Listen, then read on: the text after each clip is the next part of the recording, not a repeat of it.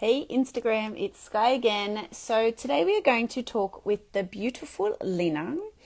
So I'm just going to send an invite and we will have a chat all about mindset, which I'm super excited about. There we go.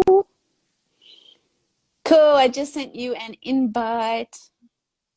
I'm so excited for this conversation. Mindset is one of my most favorite things to talk about. So I'm pretty excited to have this conversation. There we go. Accept. Did I press the right button? I'm hopeless with these things. Why won't it let me? It's saying I can't accept you. Now that can't be right. There, I just sent an invite. See if it come up on your side.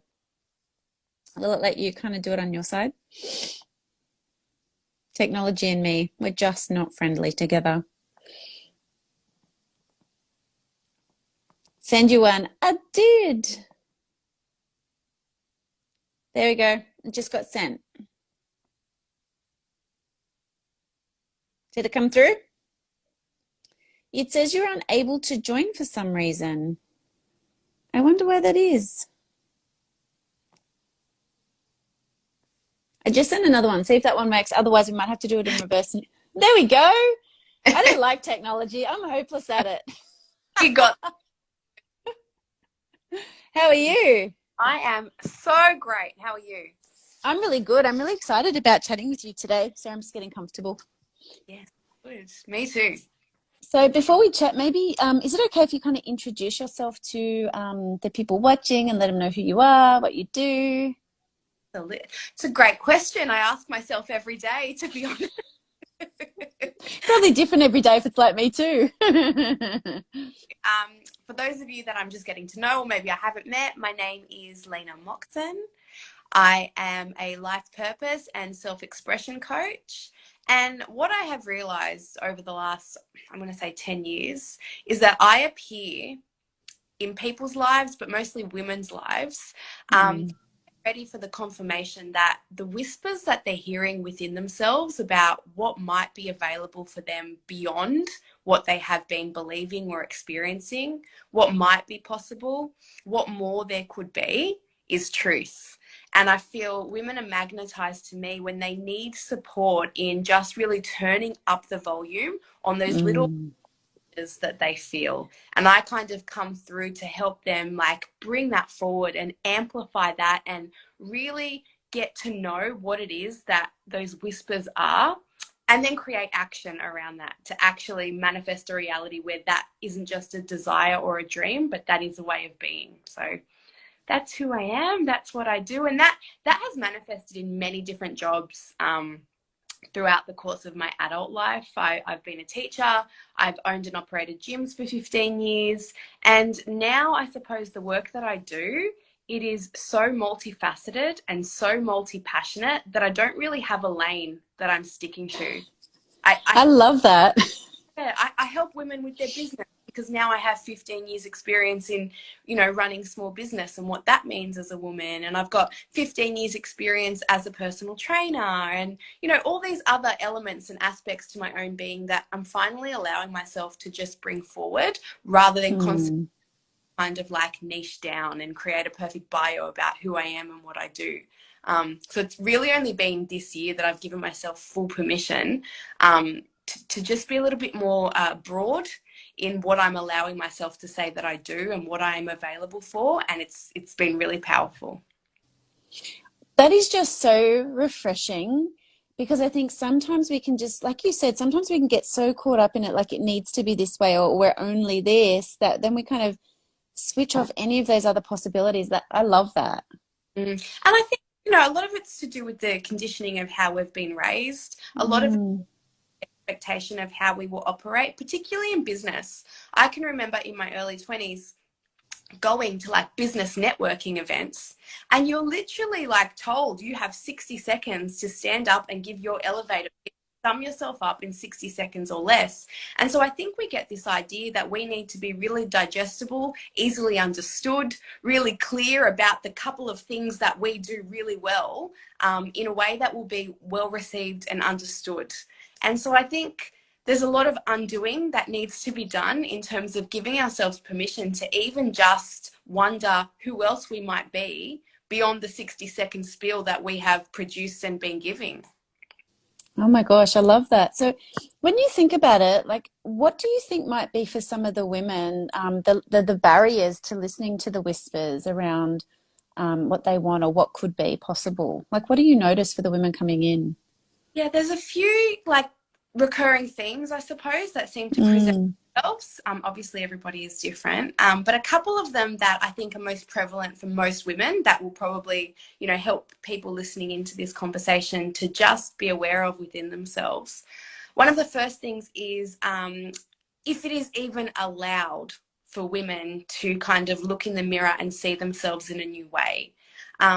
So many women, I suppose, have felt really good in the roles that they have begun to play out within their lives, right? Mum, sister, friend. And in that, there have been certain obligations or certain ways of being or certain things that they have to do that no longer, I guess, feel like conscious choices that they are making, but just mm, like obligations and decisions that dictate what they must do, who they must be. And so for a lot of women, it's even just really checking in with themselves and asking, like, do I even give myself permission to evolve forward, to expand, to be a new iteration? And am I even allowing that to feel safe? Because when I change, it changes the way I show up in the world. And so it's mm, going way that people receive me or are impacted or can be in connection with me. And am I okay with that? So many women, like, they want change for themselves, or they can feel this desire to just expand and explore new aspects of themselves. But they don't even know whether they're allowed to do that. They don't even know if it is safe to do that. And I think that's one of the things that holds women back most. They think it's other people. They think they need to be, they need a new qualification. They need more time. They need more money. They need more energy. And most of the time, those are very convenient and reasonable justifications. But ultimately, it's that the women have not yet given themselves permission to know that it's safe to be renewed within themselves. So if somebody comes to you and they start these conversations, for the women watching, is there, and I know this is a broad question, but is there a general thing that you start encouraging them to do so that they can get more in touch with that part of themselves? Detaching from the outcome. We're Oh, encouraged to be goal driven. Like, if you want something new for yourself, set a goal, find some action steps, be productive, be focused, work towards that. And so what we are actually doing is creating a sense of, I guess, fear in even wanting to experience ourselves in new ways. And I was talking to somebody the other day about like relative deprivation. So when we set a goal for ourselves, right, like, we don't usually set a goal that's just 10% in front of us. Usually we think like, oh, what's the big vision that I have? That's yeah. what we're do, right? And so we set this big goal for ourselves, thinking that that's going to be the big inspiration. And then we sit in the seat of our current reality and we look ahead at that new vision that we've created. And the gap between where we are and where we have just told ourselves that we need to be, it's intimidating, it's overwhelming, it's Mm. just completely filled with complexities of uncertainty, that we kind of go like, oh, I don't know whether I still want that thing for myself. So for me, what I encourage women to do is to completely detach from the outcome. I don't even want to know what it is that you think you need to achieve or experience or have in order for you to be successful in this exploration of self, whatever iteration it is. And to just get really curious about, like, what would the experience of being a woman that even thinks that is possible be like? How would that change how I'm showing up today? The way I think, the way I feel, the way I speak to others, the way I speak to myself. What changes for me today? Not what's coming, not what am I going to have, what am I going to achieve. What changes for me today, just based on acknowledging that I'm a woman that can even see that for myself, that can even feel that for myself. And to understand that the woman you are today is actually the woman that's going to do that thing. And to stop thinking that there is some better version of you, some more highly attuned version of you. You are that woman right now. It's just about really activating those parts of you, bringing them forward, getting to know them, and giving them permission to be in their power from the seat you are in. I love what you just said, and that just like switched a light bulb on for me around you are the woman today that is going to get you there. Because we're always, I like what you said about the outcome too. We're always focused on who we should be versus who we are, right? Mm-hmm. And that's part of that mindset shift. Is that what you're? Yes, because I think, you know, in setting the goal sometime, we're Mm, subconsciously shaming everything about who we are right now. yeah. And we don't motivate ourselves through shame. We don't motivate ourselves through guilt. We motivate ourselves through the belief that we are capable. There is the potential and possibility alive within us today. So I think, for so many people, what they also experience is if they kind of take really quick action, and I have definitely experienced this within my life, where I just set my sights on something else and I, get tunnel vision and I make that happen and I create this new reality for myself. Because there's been no resolution of what I was experiencing in the moment that I began, I might be experiencing that new thing, but there's still that part of me that needs tending to. And so Mm, too quickly, right, in the end, I'm pulled back to kind of bring some sort of resolution to whatever it is that I was trying to escape from anyway. So my suggestion for women all the time is, I guess, to bring a new way to the way that they are approaching setting goals for themselves, and not to make it about this thing that makes them better or makes their life better, but for it to be an ultimate reflection of the worthiness of the woman that they are today. Who I am today is worthy of that, of feeling mm, into creating that. Not I have to create these things so that I can be a woman of worth. And I feel like that distinction is so important, and it's something that I'm so passionate about. And I think for most people, if you have set and achieved a goal, you've experienced success in some way, you will know what I mean when I say you get to that point of success and you look around and you have this moment where you realize, oh shit, is this it? Is mm, this what it is to experience this? Might feel great. You might feel elated and excited that you've experienced success for 5 days, maybe up to 55 days. But in time, what happens is you have this sinking feeling that that thing that I thought was supposed to solve all my problems and elevate me to this experience of constant bliss, far out. It's been a letdown. And if we're not completely at home within ourselves and blissful within our own experience of self, then we just create another goal. And we're just living our lives like a pinball machine, going from one thing to the next, hoping that we get that high score eventually. And I think for most of us, what happens is we just get exhausted doing that, and we realize there has to be another way. And that was my experience. I spent a good decade kind of going from one thing to the next and being mm, very successful by society's standards. And it was completely shocking for me to realize like I ticked all the boxes for myself, and had completely neglected to understand that, a fulfilled life, a blissful life, a joy-filled life wasn't about ticking boxes. It was about looking around at your life and knowing that it's reflective of what's at the base of your being.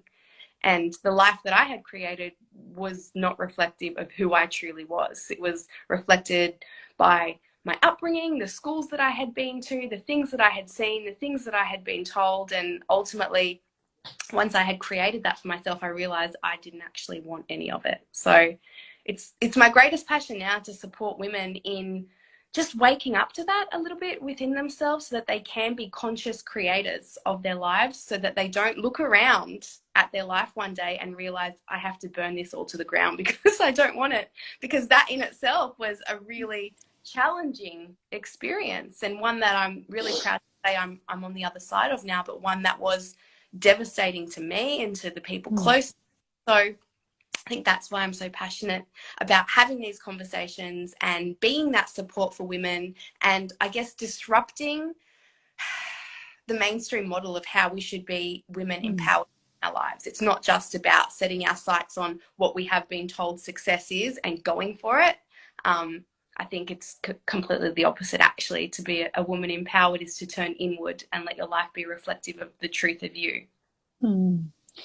So if you were talking to a woman right now, and I love that word, like she was really wanting to awakening and exploring like who she is, what are Mm, some of the things that she might start doing for herself that might allow that to start come about? Because I guess when we're thinking about it, it can be really confronting to start doing that process, as you just said. yes, it is really confronting. And I wish, like, I always hesitate to give like a checklist of things that you could do. Yeah. I feel like it's almost like, hypocritical for me to be like, okay, this is what you should do. Um, so I suppose like the one thing that I recommend to all women all the time is to just perfect the pause. When they come to the Mm, end of something, some chapter, some relationship, some job, some way of being, when they find themselves coming to the conclusion of something, to just allow themselves to pause and not mm, just on to the next thing, and to get curious about what happens for ourselves when we don't know what's coming next and we're forced to sit in the uncertainty of that. And I would suggest to women that that is the perfect opportunity to start resourcing yourself with tools that allow you to see uncertainty and that feeling as potential and possibility, and to feel into how we can take that and reframe that and feel differently about the pause that we, are gifted in our lives sometimes. When we're going from one thing to the next, when we're mm, constantly in action, we don't have time to reflect. We don't have time to integrate any of life's lessons. We don't even have time to consider what could be next. And so I just think sometimes women experience a breakdown, a break up, something ends, and they see that as being something challenging or terrible or bad. They judge it as wrong in their lives, but I actually think that is a beautiful opportunity. Every person that I talk to that has that moment where everything fell apart reflects on that moment as being significantly challenging. And obviously, we need to reach out to the right people, such as yourself, in these times to mm. help us in those moments. It's not about doing it alone, but it's about being aware that these are the moments that give us, I suppose, the space to make new decisions and to get curious and to turn inward and, yeah, to just realign and rebuild in a new way. So that, I suppose, don't do anything is my advice. Just wait for the moment and look around at your life and wait for those moments where things fall apart and start to see that as an opportunity. Yeah. What come up for me when you were talking then is learning to just, I don't know, trust was the word that showed up for me then, like trusting in just being with yourself. And I love how you said that, like, I don't like they're the expert of themselves, is what I heard you say basically. Like, you don't need to give them the checklist because they already know if they just allow themselves to pause. Is that part of what you mean? And that's exactly what I try and articulate in the way that I show up for women. I just show up to tell them, yes, those whispers, those things that you already know about yourself, Mm, that thing that you think you need to let go of, or that thing that you think you should do, yes, that. And often we just need or appreciate somebody else validating us, somebody else encouraging us, somebody seeing and hearing what we already know to be true.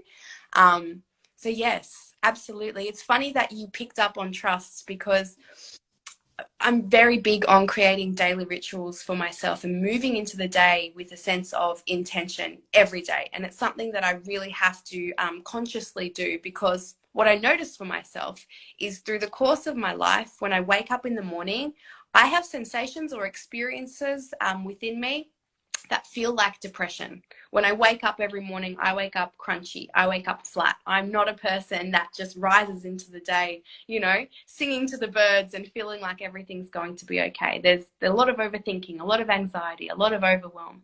And so I've had to support myself in building a toolkit of daily rituals. And what I have realized over time, a significant amount of time in deep study of modalities and myself, is that I realized it's not about having the right thing to do in the morning. And I realized it was about deciding how I wanted to feel, how I needed to feel before I moved into the day.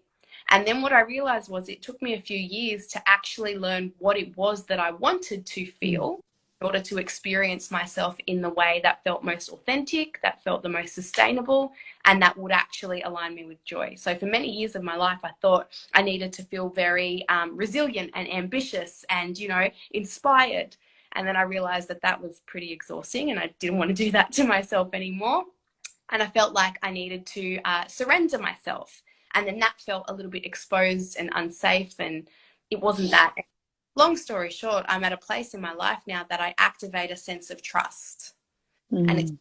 that I do in the morning is about completely aligning myself to just trusting that I will be guided, that I will be moved, that there is no misstep that I can take. And so everything that I do for myself before I go into the world is about activating that sense of trust within self, within source, within the experience that I'm moving into. So I love that you picked that up just based on what I was saying. Yeah, cool. The other thing that I really love that you just shared with us is how you feel when you wake up in the morning. Because, I mean, to me, like every time I talk with you or I see you online, I just feel so energized, to be honest with you. Like you just have this way of, I don't know, your energy is amazing. And I think it's beautiful for you to all like acknowledge with everybody that like you work really hard for that to be available to you, right?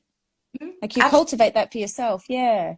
Absolutely. And I think why I share that and why I continue to share that is just to highlight that we are kind of multifaceted. Nobody is ever just one way. And I feel like I got really comfortable with a low vibration or just a like crunchy, I call it crunchy way of being. And I allow that for myself because I know that doesn't define who I am just because I experience myself in that way in one part of my day. Yeah. I have made the high vibe, energetic, connected version of myself the right way to be. It's just one iteration of who I am. And I know Yeah. it's my work. I know it's important for my family. So I make sure that I position myself in such a way that I can access this energy when it matters. Come the end of the day, I'm like a steep decline back into that kind of just like, I can be extremely introverted. I can be very quiet. I can be the complete opposite of the way that I present in work. And for a long time, that created conflict within me because I always questioned, like, am I faking it? Do I show up in the world and as a fake version of myself? And I've just been able to integrate and to love and to accept and to see the necessity of all parts of me. That quiet, that what I thought was introversion, I think now I'm really realizing it's introspection. Like it's the good so that I can like tune into what I think, what I know.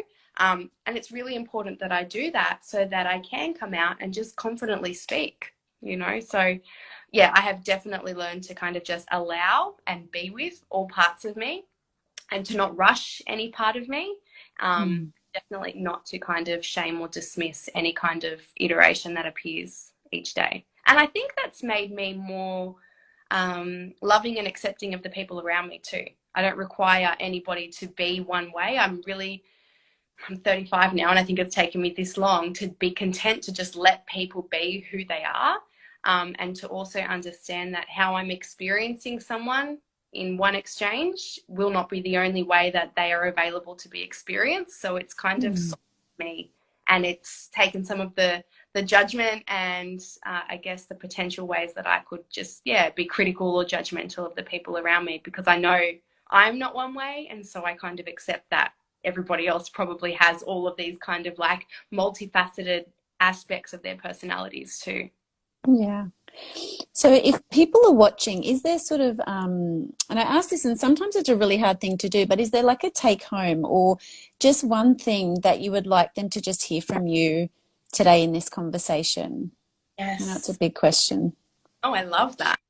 Mm.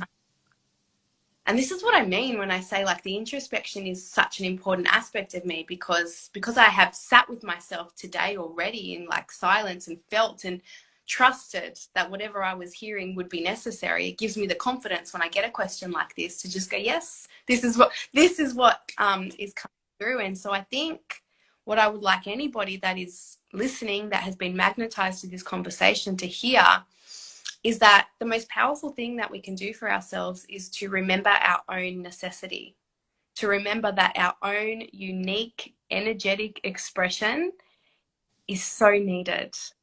And it's so easy to listen into conversations and to be inspired or to read about something or listen to something and think like, oh, that's the way to do it. That's the way to be.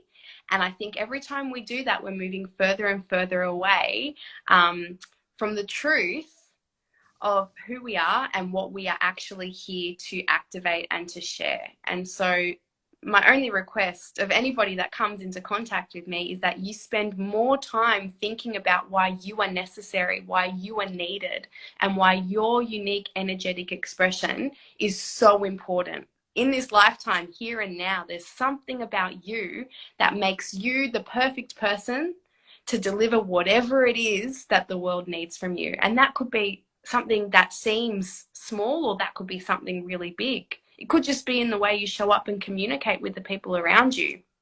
I think for me, like, I know I'm an activator. I'm not going to create anything like that is, you know, phenomenal in this world, but I know that I show up and I kind of give people that little boost and that push, and I'm satisfied that the ripple effects of my energy in this lifetime will probably never be noticed by me, and that's cool. But I know that for myself. I think I just feel that everybody is busy trying to kind of replicate, or everybody is busy trying to be productive or contribute in a way that is understood, that is digestible. But only you truly know what feels really good for you as it comes through. And if you can spend some time really tuning into that, feeling into that, becoming aware of that, so that when you feel it, you realize, like, oh, it's this. This is what compels me to be more of who I am. This is what actually activates a confidence that is effortless and easy because it just comes through. And to know that, as obscure as that thing may seem, as weird as that thing may seem, because it's usually the part of us that we've kind of denied or repressed or forgotten even, when you reconnect with that and you realize, like, oh, that's my, I don't know, my secret sauce, my own unique kind of quirk, right? You realize that that is gifted, that is necessary, and you just bring that forward and you honor that and you master that and you just let it be all that it can be. Oh my God, woman. Thank you for sharing that. I really, because I'm sure there are so many women on here going like, how do I get access to you? So how do they find you if they want to come and... Yeah, on Instagram. On Instagram, I'm really big on just being in communication and conversation and connection with people. So if you have seen this and something has landed for you and you just want to let me know that, I would love and appreciate that. Because it always feels vulnerable to just come and speak. So when someone can say to me, I heard something in that for myself, I appreciate that. But if you want to extend a conversation, ask a question, just Instagram, slide into my DMs. Last night, I don't know if you saw it, I posted in my stories. I frequently go through on Instagram, and if people have followed me but we've never been in conversation, or they don't like comment on anything, or we're just not even connected, I will go and, like, you can choose for people to like unfollow you. You know, you can get rid of and I do that frequently because I want the space that I have online is a really like connected, safe, authentic space for communication and conversation. So I genuinely mean it. Reach out and we can be in conversation and we can stay magnetized to each other, because I really feel like, you know, none of that is coincidence. And so if you are magnetized to this conversation today, I would love to get to know you.